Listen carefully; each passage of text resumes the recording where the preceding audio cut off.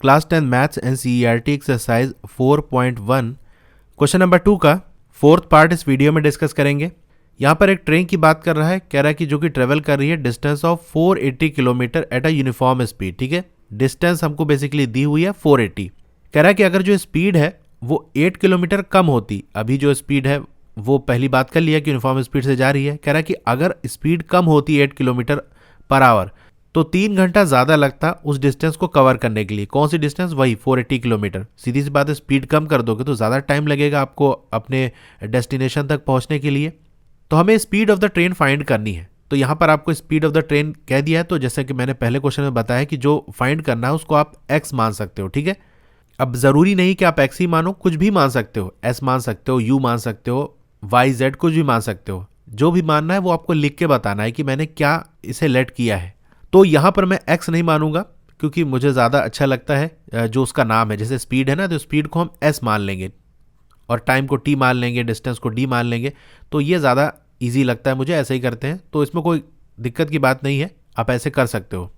तो जो distance speed time वाला क्वेश्चन होता है, जैसे कि ये वाला क्वेश्चन है, एक चीज़ यहाँ समझ लो। अगर ये चीज़ आपने समझ ली तो ऐसे सारे क्वेश्चन आप कर ले जाओगे।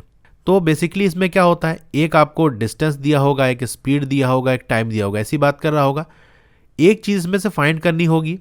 जैसा कि आपको स्पीड की बात कर रहा है इस क्वेश्चन में, तो स्पीड आपको फाइंड करनी है। ठीक है, एक चीज़ आपको दी होगी, जैसे यहाँ डिस्टेंस दी हुई है तो डिस्टेंस की बात हो गई।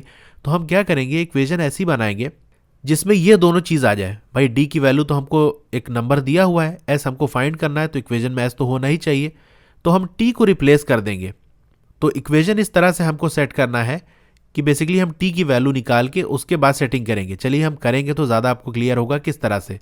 आपने फॉर्मूला तो पढ़ा होगा, speed is equal to distance upon time. तो अगर टाइम को निकालें तो क्या हो जाएगा, डिस्टेंस अपॉन स्पीड। तो सबसे पहले तो हम लेट करेंगे क्या, किस चीज़ को हम क्या मान रहे हैं। Let the speed of the train be S kilometre per hour. ठीक है, मैंने एस माना है, आप एक्स मान सकते हो, जो आपकी मर्जी। ठीक है, तो टाइम की बात करें, time taken to travel 480 kilometres, ये कितना होगा? देखो, time is equal to distance upon speed. Distance हमको दी हुई है 480, स्पीड क्या है हमारी, एस हमने माना है, तो ये हम लिख देंगे। ठीक है, और टाइम की यूनिट हमें आवर्स दी हुई है तो हम आवर्स लिख देंगे। ठीक है, आप यहाँ लिख सकते हो फर्स्ट कंडीशन। ठीक है, पहली कंडीशन में ये बात कर रहा है। दूसरा कह रहा है कि अगर speed 8 kilometre per our less होती। ठीक है, तो अब ये सेकंड कंडीशन की हम बात कर लेते हैं। ठीक है, सेकंड कंडीशन में क्या होगा, स्पीड ऑफ ट्रेन 8 किलोमीटर कम है, यानी s माइनस 8 हो जाएगा। ठीक है, ऐसे हम लिख देंगे किलोमीटर पर आवर, ये स्पीड हो गई सेकंड कंडीशन में। टाइम की बात कर लेते हैं, time taken to travel 480 kilometres. अब क्या हो जाएगा, डिस्टेंस तो वही है हमारी 480, लेकिन स्पीड क्या हो गई, s माइनस 8। ठीक है, आवर्स। अब टाइम का रिलेशन हम बनाएंगे, कैसे बनाएंगे? देखो, पहली वाली कंडीशन में कोई टाइम लग रहा होगा, मान लेते हैं t1, यहां लिखना नहीं, जस्ट आपको समझाने के लिए बता रहे हैं। दूसरी कंडीशन में क्या कह रहा है, 3 घंटा ज्यादा लगेगा, यानी अगर हम t2 की बात करें तो जो t1 में लग रहा था उससे 3 प्लस हम कर देंगे। तो यहां से हम t2 माइनस t1 की वैल्यू हम 3 लिख सकते हैं। बस यही रिलेशन को हम लिखेंगे।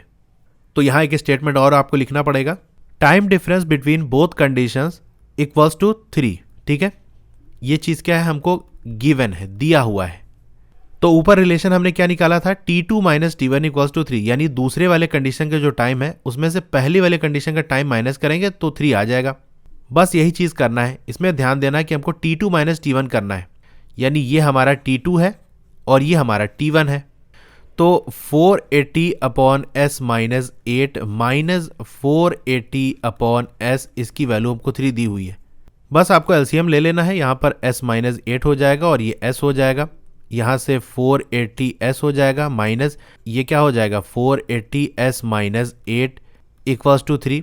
आगे आप इसको सॉल्व कर सकते हो। देखो नीचे लिखना, मैं यहाँ साइड में लिख रहा हूँ ताकि सारी चीज़ आपको यहाँ दिखती रहे। 480s माइनस 480s, यहाँ पर माइनस है तो माइनस माइनस प्लस हो जाएगा। 480 और 8 को मल्टीप्लाई करेंगे तो हमारा 3840 आ जाएगा। ये नीचे वाला जो टर्म है इसको हम राइट साइड ले आएंगे, 3 से मल्टीप्लाई कर देंगे तो क्या हो जाएगा, ये 3s माइनस 8 ये हो जाएगा। ठीक है, तो मैं यहाँ पर लिखता हूँ, देखो 480s और माइनस 480s ये तो ख़त्म हो गया, बचेगा 3840 इक्वल्स, इस ब्रैकेट को अब सॉल्व करेंगे, 3s स्क्वायर माइनस 3 8 ज़ा 24s हो जाएगा। ठीक है, बस एक स्टेप बचा हुआ है, 3s² माइनस 24s, और ये 3840 को राइट साइड ले जाएंगे, माइनस का साइन हो जाएगा, 3840 इक्वल्स टू 0। अब इस पूरी इक्वेशन को अगर हम 3 से डिवाइड कर दें तो हमारा क्या बचेगा, s² माइनस 3 8 ज़ा, तो ये 8s हो जाएगा, माइनस 1280 हो जाएगा इक्वल्स टू 0।